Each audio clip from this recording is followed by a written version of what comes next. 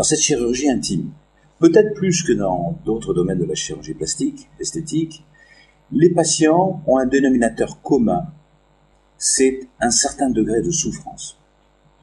Parfois, des petites gênes tout simplement, et parfois des vrais complexes, des vraies détresses, qui portent à, comme ils disent, à un pourrissement de la vie. Docteur, je n'en peux plus. Je crois que c'est Napoléon qui disait l'anatomie c'est le destin. Et parfois, des hommes disent tout simplement qu'ils ne font plus de sport, ou qu'ils étaient voués à avoir une activité sportive, un destin sportif important, des footballeurs, etc., et qui ne sont plus allés au vestiaire, justement parce qu'ils avaient un problème de complexe de taille du pénis. Les femmes aussi, par rapport à une trop grande exubérance, protubérance. Des petites lèvres, par exemple, c'était trop gonflé. Elles ne vont plus à la piscine, etc., etc. Donc vous avez là des patients qui souffrent et qui ne veulent pas forcément quelque chose d'extraordinaire. D'ailleurs, en chirurgie esthétique, le patient ne veut pas être plus beau qu'un autre, ou plus fort qu'un autre, ou avoir un pénis plus important, beaucoup plus important. Ils veulent être normaux. Et on recherche cette normalité.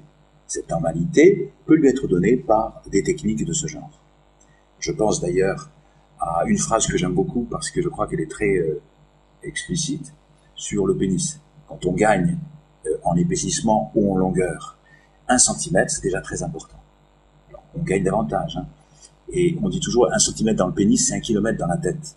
Parce que les patients, à partir du moment où ils voient que c'est déjà un peu plus important, se sentent beaucoup mieux. Même chose pour la femme également.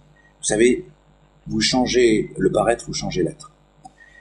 Et en quoi c'est particulier également par rapport à nous, c'est que là encore, plus que peut-être dans d'autres domaines qui sont peut-être plus balisés, plus anciens, puisque personnellement j'ai commencé il y a 20 ans pour l'homme et une quinzaine d'années pour la femme,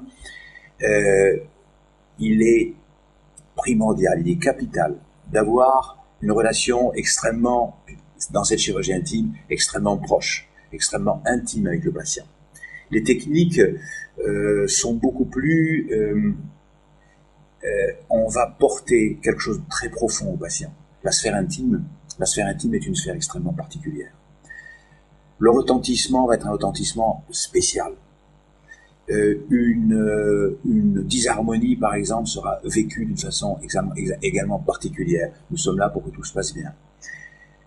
La souffrance, c'est ça notre moteur dans cette chirurgie. On s'est posé beaucoup de questions au départ. Est-ce qu'il était légitime de faire ces interventions au départ? Et on s'est rendu compte que malgré nos questionnements, eh bien, il suffisait qu'une semaine après, ou qu'un jour après, ou que 2 semaines après, on ait des retours de patients extrêmement satisfaits. Et bien, cela nous donnait un courage supplémentaire pour avancer. Ce qui fait qu'aujourd'hui, eh bien, en ce qui me concerne, après plus de 2000 interventions de recul chez l'homme, un peu moins chez la femme, nous avons une base de données, d'informations, de renseignements techniques, d'émotions également, de la part du patient, qui nous permettent vraiment d'avancer et d'avoir des méthodes d'ailleurs éprouvées.